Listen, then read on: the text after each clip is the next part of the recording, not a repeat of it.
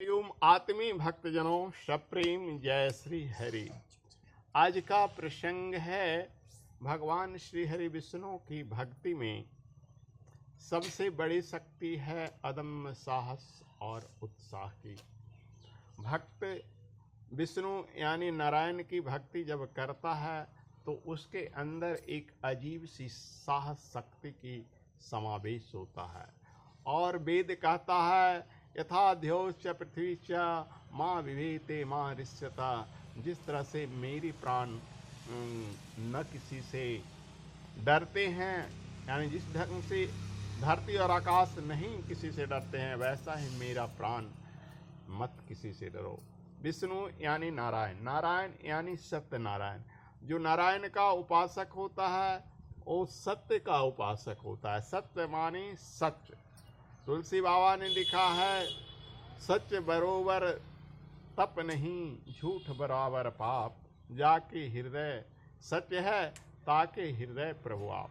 सत्य के बराबर तपस्या नहीं है और झूठ से बड़ा कुछ पाप नहीं है। जिसके हृदय में सत्य है उसके हृदय में भगवान बसते हैं। किसी सत्संग में एक चोर आकर छुप गया था पुलिस के डर से, क्योंकि सत्संग हो रहा था तो सोचा कि वहाँ तो पुलिस जाएगी नहीं, वहाँ तो सत्संग है, जैसे तुम लोग की जमायत है ना वैसे बीच में बैठ गया। साधु बाबा यही कह रहे थे कि किसी भी परिस्थिति में मनुष्य को सच बोलना चाहिए। सच ही बड़ा तपस्या है और झूठ बोलना ही पाप है। तो चोर अंतिम में सब चला गया तो पूछता है बाबा क्या चोरी करना पाप नहीं है? तो बोले नहीं, अगर तुम सच बोलते हो तो चोरी करना भी पाप नहीं है।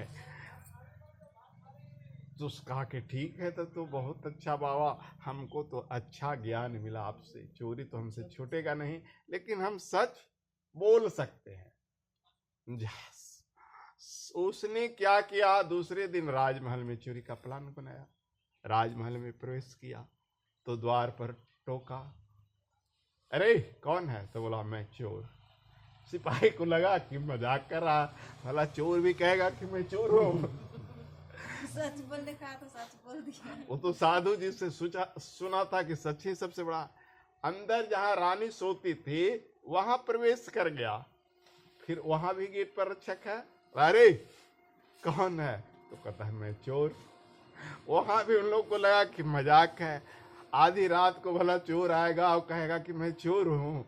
जरूर कोई राजा का अपना ही आदमी है, तभी तो माने जहाँ राजा रानी सोए हुए हैं वहां भी जा रहा है आधी रात को। कोई विपत्ति जरूर आया होगा, इसलिए जगाने के लिए जा रहा। राजा को हिल गया। राजा रानी दोनों एक ही पलंग पर सोए हुए थे, दोनों बिल्कुल नींद में सोए थे। चोर को तो चोरी करना था।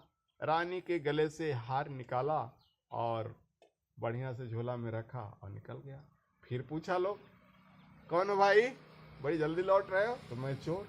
फिर आगे पूछा वहां तो मैं चोर। दूसरे दिन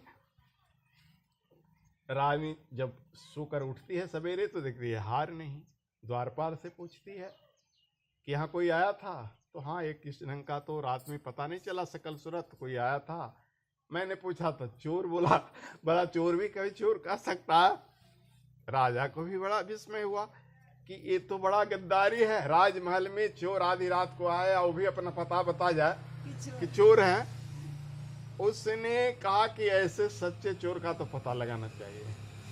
ये चोर नहीं होगा, हो सकता है कोई दुश्मन राजा का गुप्तचर होगा जो कुछ पता करने के लिए आया। उसने कहा कि जो कोई चोरी किया है अगर राजभवन में आकर कह दे, अपनी चोरी कबूल कर ले, तो हम उसे आधा राज बांट देंगे। चोर तो सच बोलना सीखे किया था। गया, कहा महाराज मैं ही तो चोर हूं। तो कहा कि तुमने इतने संतरी मंत्री को रहते हुए चोरी कैसे किया? तो बोला गुरु के कृपा से। तो क्या गुरु की कृपा से? उसने बताया कि आपके सिपाहियों के डर से एक दिन हम सत्संग में जाकर बैठ गए, तो सत्संग में गुरुजी बोल रहे थे कि सच से बराबर कोई तपस्या नहीं है, झूठ से बराबर कोई पाप। मैंने पूछा कि चोरी करना पाप है? तो बोले नहीं, सच बोलना धर्म है और झूठ बोलना पाप। तो मैंने कहा कि ठीक है, हम चोरी तो करेंगे लेकिन झूठ नहीं बोलेंगे। सो महाराज पहला दिन चोरी किया साधु जी के शिष्य बनने के बाद, और सच का यही नतीजा है। आपको जो सजा देना है सो दीजिए। बोला राजा मैं तो पहले ही मुनादी करवा दिया कि सजा नहीं देंगे, तुमको आधा राज दे देंगे। अब आधा राज क्या, मैं तुमको पूरा राज देता हूं। मेरे को कोई बाल बच्चा नहीं है, तुम झूठ छोड़ दिया, सच बोला, तो तुम प्रजा का हित करो। अब चोरी करना भी छोड़ दो, अब तुम इस गद्दी को संभालो, हम जाके वन में तपस्या करेंगे। तो उस चोर को सच बोलने से कितना बड़ा फायदा हुआ कि आधा राज नहीं पूरा राज मिल गया। तो अगर जीवन में हम भी सच बोलना शुरू कर दें तो हम पर नारायण की कृपा जरूर है। बोलिए सत्यनारायण भगवान की।